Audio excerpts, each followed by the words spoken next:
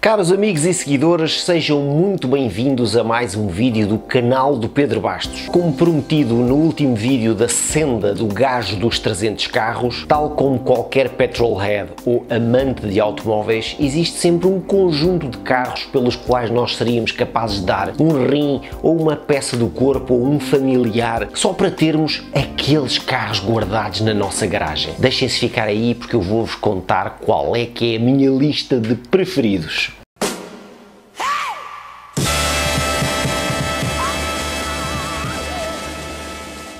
Para que não haja qualquer dúvida quanto a preferências por marcas ou o que quer que seja, eu vou simplesmente mencionar os meus modelos de sonho por ordem alfabética. Comecemos, senhoras e senhores, pelo Alfa Romeo 8C Competizione. Este carro é talvez dos carros mais bonitos que eu já vi em toda a minha vida. Um verdadeiro desportivo de linhas curvilíneas e ao mesmo tempo ultra agressivo, com umas enormes jantes com aquelas 5 bolas tipicamente Alfa e um glorioso 4.7 V8 de origem Maserati debaixo do capô, capaz de debitar 450 cavalos e gritar, ou melhor, cantar para lá das 7.500 rotações. Aquele carro é mágico. Eu lembro-me da primeira vez que eu vi um ao vivo, em plena estrada, uma versão Spider, matrícula portuguesa, um carro cinzento, alguns ali para os lados da A16. Eu não queria acreditar nos meus olhos. É um carro realmente maravilhoso. Eu ainda me lembro do ensaio feito pelo Jeremy Clarkson na altura na Top Gear ao Alfa 8C. Ele amou o carro, como muitos Alfas mexem connosco, e o 8C teria um lugar reservado na minha garagem de sonho, sem qualquer sombra de dúvida. A seguir ao A, vem que letra? O B. E não é um Bentley, nem é um Bugatti que eu vos vou falar. É um simples BMW E24. Para quem não sabe, é a série 6 da década de 80. O BMW série 6, mais concretamente na versão M635 CSI, é o carro mais tesudo do planeta. Vocês vejam aquele carro de perfil ou de frente ou de qualquer outro ângulo e aquilo é um carro a macho. É um carro que parece estar sempre a fazer peitaça. Epá, só de olhar para ele um gajo fica tipo, que carro do caraças. Com aqueles capôs de abrir ao contrário. Tinha um 3.5, 6 cilindros em linha, com 286 cavalos, às 6.900 rotações. E na década de 80, aquele carro ultrapassava os 260 km por hora, fazia 6.2 segundos do 0 aos 100. Era um carro visceral. Ainda hoje, unidades daqueles carros em bom estado valem dezenas de milhares de euros. Sem dúvida, o BMW que eu teria na minha garagem. É um carro que mexe com as tripas, com as entranhas. Um carro assim, um gajo dá vontade de agarrar para os colorinhos e atacar. Depois do B,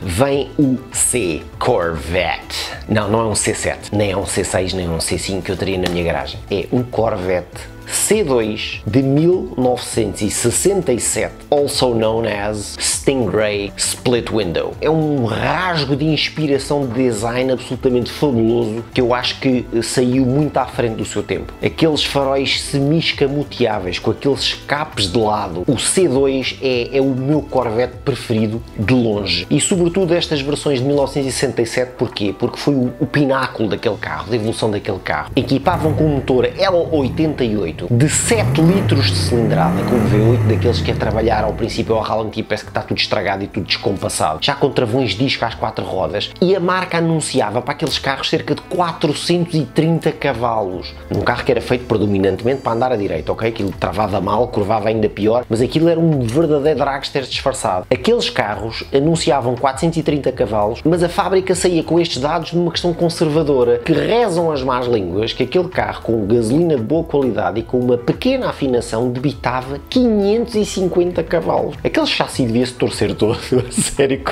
com a imensidão de torque, que eram quase 700 Nm que debitava aquele bloco, que eles chamavam Big Block L88, era um 427 cubic inch. Portanto, Corvette C2 Stingray de 1967 teria um lugar na minha garagem dos eleitos. Seguindo por ordem alfabética, vamos agora parar ao próximo carro que começa por F.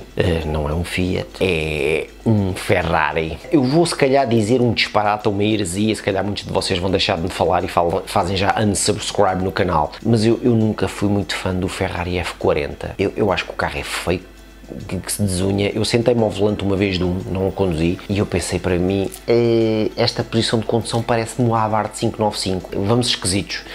E eu, portanto, eu nunca fui muito fã do F40, mas o Ferrari que mexe comigo é o Ferrari F50.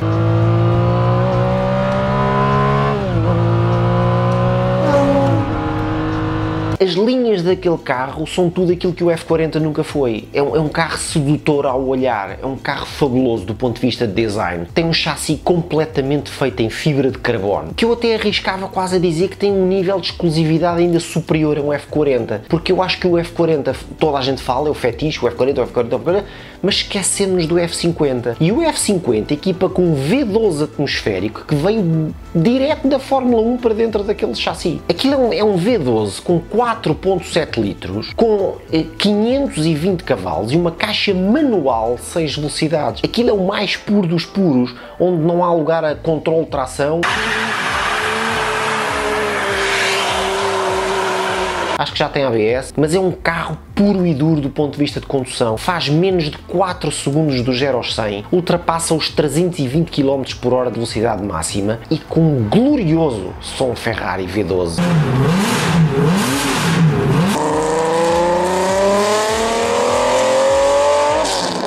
Que remete para a Fórmula 1. Aquele carro, se em vez de fazer 8.000 rotações fizesse 16.000, muito provavelmente soava tal e qual como o Fórmula 1. É o primeiro Ferrari que eu teria na minha garagem de sonho, é o Ferrari F50. Então, qual é que era o outro Ferrari que eu trazia para a minha garagem? É um Ferrari que se calhar muitos de vocês não conhecem, ou a maior parte das pessoas não fala muito. É o Ferrari 599 GTO. O que é que o GTO tem de especial? O O tem que ver com homologato, mas aqui a parte da Ferrari que é engraçada neste GTO é que este carro foi a versão de estrada da versão de competição da versão de estrada.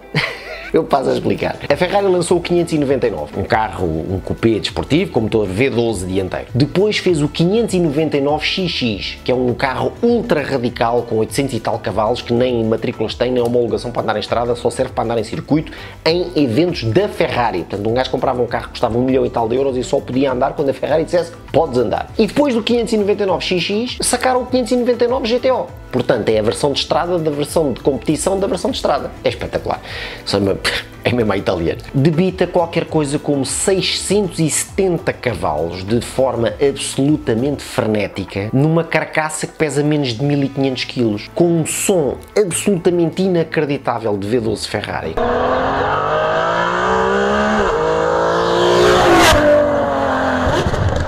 Uma capacidade, uns travões cerâmicos que fazem saltar assim os olhinhos das órbitas, numa aceleração dos 0 aos 100 cumprida em pouco mais de 3 segundos, um carro que veio rebentar com tudo quanto era tempos de volta em Fiorano, é um carro que ultrapassa os 330 km por hora e é um carro com o look do caraças, com umas jantes de 21 polegadas para ir em magnésio ou qualquer coisa do género, é um carro épico.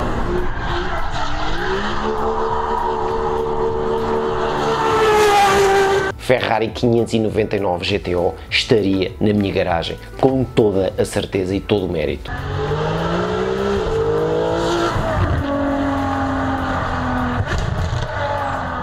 Seguindo, portanto, o alfabeto, vamos avançar umas quantas letras e vamos parar à letra K.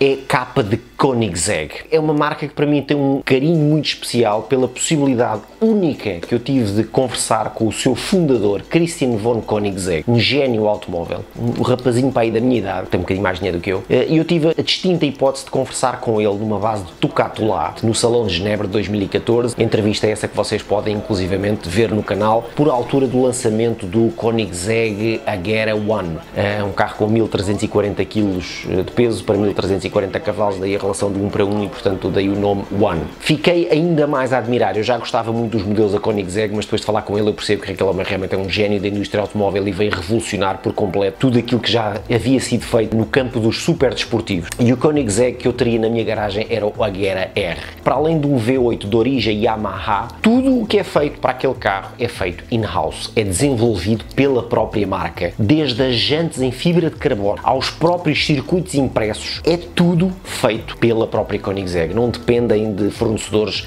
exteriores para criar os seus componentes e que permitem àquele carro desafiar tudo e mais alguma coisa, inclusivamente o portento que é o Bugatti Chiron com 1500 cavalos, que ao anunciar que tinha feito a aceleração dos 0 aos 400 km/h e travagem para zero em 43 segundos, a Bugatti pertence ao grupo Volkswagen, Audi, Porsche, num investimento de dezenas ou centenas de milhões de euros num carro absolutamente fabuloso, e uma empresa quase que doméstica e familiar diz: não, eu tenho aqui um carro que faz melhor que isso. É desconcertante. E o carro faz o mesmo exercício em 37 segundos e meio à primeira tentativa.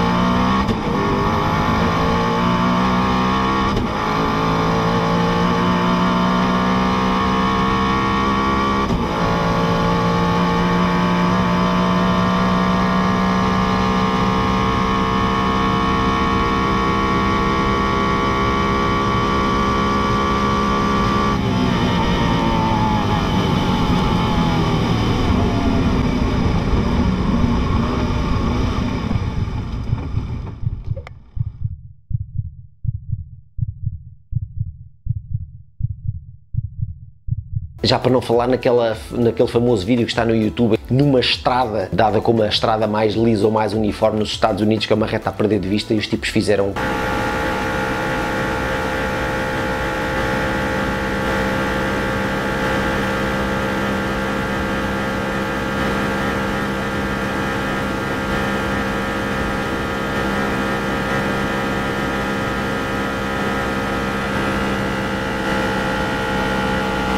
Era claramente um carro que eu teria que ter necessariamente na minha garagem, porque é do género, olha, está aqui um marco, há aqui um marco da história automóvel, é este, é fabuloso. Do K saltamos para o L. L de quê? L de Lamborghini. Um Lamborghini muito especial, que se eu não estou em erro só foram feitos 250. É uma edição muito especial do Gallardo. É uma versão que foi feita para homenagear o test driver famoso da Lamborghini, Mr. Valentino Balboni, que trabalhou na Lamborghini como test driver desde 1967. E o Sr. Valentino Balboni decidiu dizer na própria casa: olha, o que eu acho que era ideal para o Lamborghini era manter aqui o V10 de 5.2 litros, atmosférico, com 550 cavalos, mas isto ter aqui uma caixa manual de 6 velocidades e só tração atrás, daí o nome 550-2. Tudo naquele carro foi acertado a seu gosto, desde as suspensões, à aerodinâmica, aos travões. Aquele carro foi tailor-made e personalizado pelo test driver que ganhou o seu nome na marca Lamborghini. Eu tenho um especial carinho por motores V10, eu acho sinceramente que não há som mais bonito na indústria automóvel do que a arquitetura V10. Vocês vão perceber ao longo deste vídeo que não vai ser o único V10 que eu teria na minha garagem. É aquele carro que mexe connosco, não é cá tração às 4, tem tração atrás, caixa manual, clac, clac, clac, com aquela grelha e um V10 atmosférico atrás das costas. Mas o L não se fica por aqui. L também é um L de Lexus. E vocês a esta hora estão a pensar assim: o gajo está a gozar, não está? O gajo não... Ele não vai dizer que ia ter um Lexus na garagem como carro de sonho. Se o Lexus for um LFA, qual é que é o problema?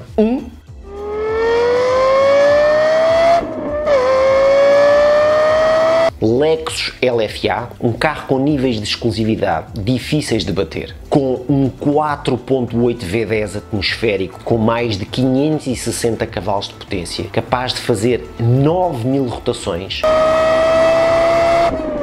O carro custava mais de €500 mil quando saiu, venderam-se todos tipo em 10 segundos, e aquele carro tem talvez o som de motor, se eu tivesse que nomear um top 3 de quase que eram os sons de motores que eu adoro na indústria, é para o LX LFA estava lá, de certeza absoluta.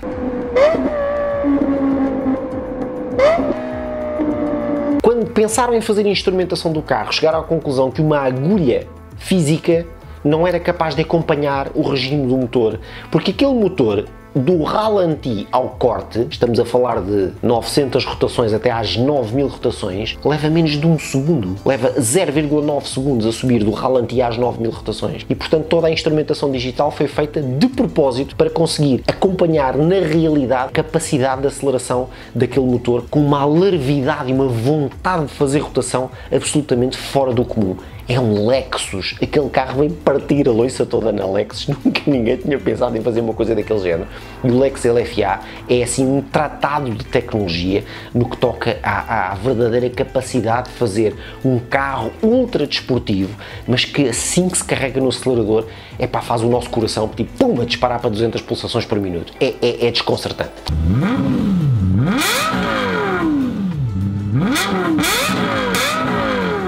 Falar-se de um Lexus e falar de uma velocidade máxima de 320 km/h ou de uma aceleração do 0 aos 100 em 3.7 segundos, ou de ver jornalistas completamente loucos a ensaiar aquele carro porque nunca tinham conduzido nada assim, é realmente um feito notável para uma marca tão conservadora e tão certinha. Eu só tive a hipótese de ver um Lexus LFA ao vivo uma vez na minha vida.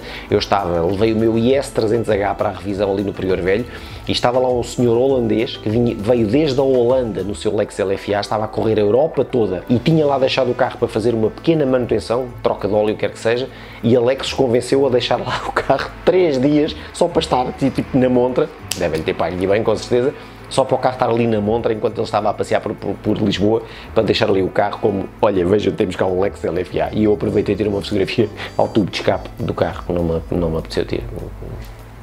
Avancemos pelo abecedário e chegamos à letra M. M de Maserati. Maserati Chamal. Em 1988, Marcello Gandini desenhou aquilo que eu considero dos carros com o ar mais bruto e musculado que eu acho que alguma vez me lembro de ver em toda a indústria automóvel. O Maserati Chamal é o culturista dos automóveis. É aquele carro que está parado na rua ao lado dos outros e um gajo imagina logo que aquele carro levou com esteroides e que ficou com uns super bíceps. É assim que eu vejo o Maserati Chamal. Debaixo do capô temos um 3.2 biturbo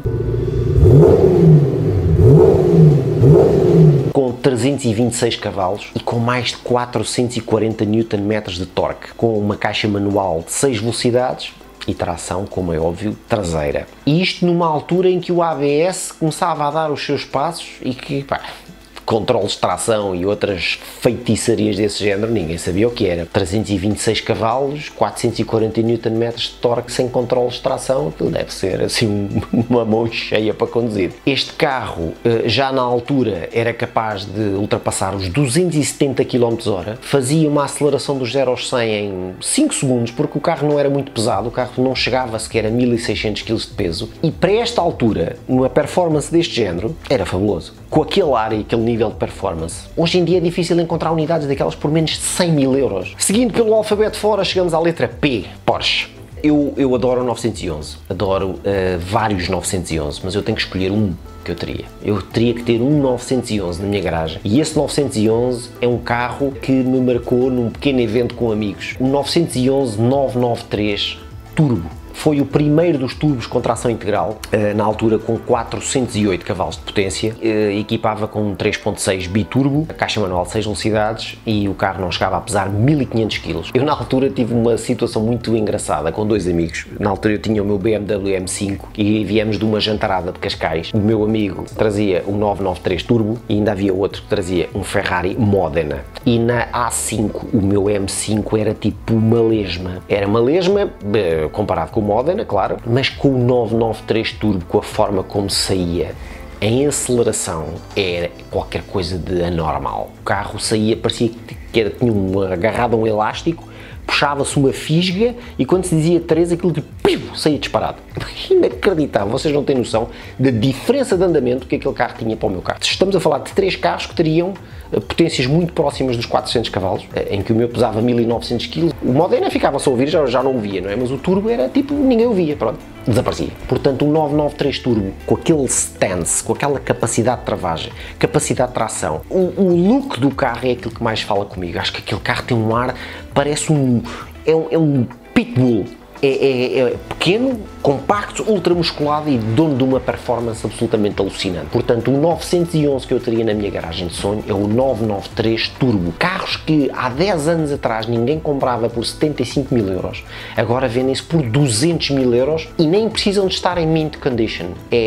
Basta que estejam ali, que andem, a malta compra-os por 200 paus. É impressionante. Mas este não era o único Porsche que eu teria na minha garagem. Porsche Carrera GT.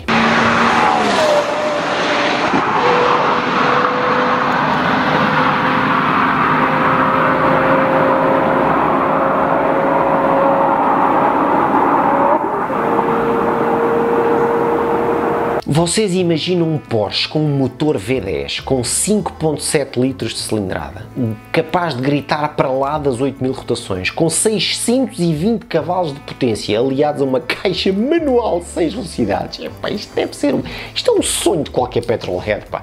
O V10 daquele Carrera GT, aquele carro é sexual, eu não encontro outra palavra.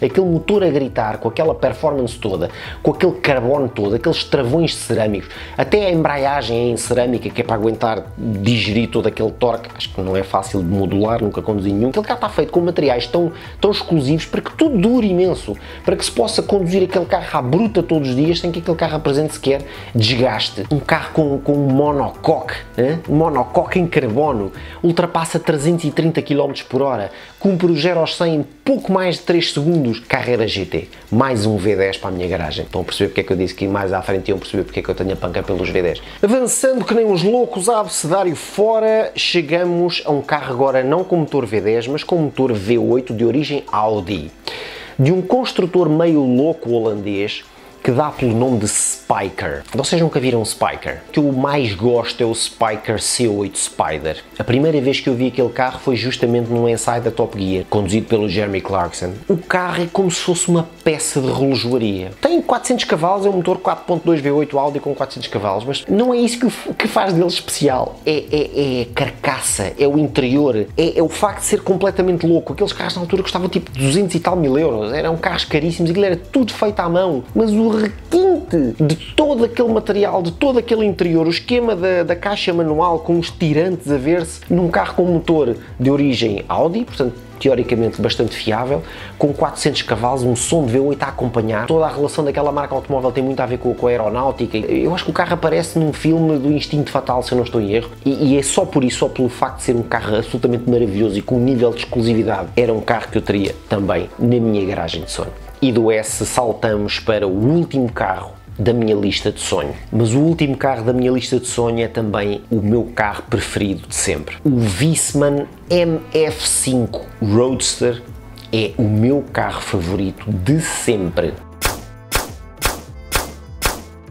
Para além de ser um carro ultra exclusivo, praticamente produto de artesanato, todo feito à mão, é a estética daquele carro. Aquele carro evoca os roadsters e os modelos dos anos 30, 40, com super curvas, um carro super sensual, tudo quanto é tecnologia moderna adaptada para aquele carro. Tecnologia sobretudo BMW, todos aqueles carros, todos os modelos da Wiesmann foram equipados com motores BMW, mas este em particular, o Wiesmann MF5, equipava com o V10 do S60 com 507 cavalos.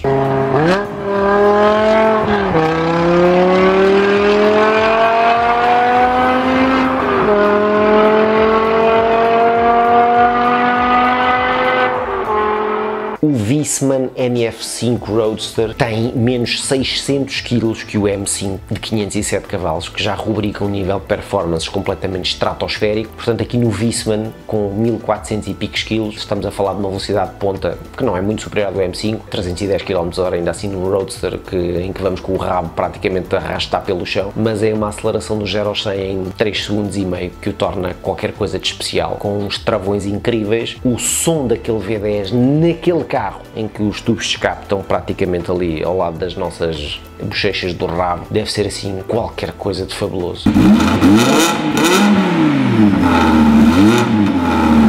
O Wiesmann MF5 é o último carro da minha garagem de sonho, mas é o meu carro favorito de todos os tempos. É assim, o meu carro fetiche. É o carro pelo qual eu teria que vender um familiar para poder conduzir pelo menos uma vez. Se desta lista toda algum dos meus queridos amigos e seguidores conhecer alguém que tenha um carro destes e que o quisesse disponibilizar para ser gravado em vídeo, eu desde já abdico de o meu dedo mindinho esquerdo, um rim, pode ser também as unhas dos pés, que acho que também não fazem falta para nada, para poder conduzir e gravar um vídeo com um destes carros.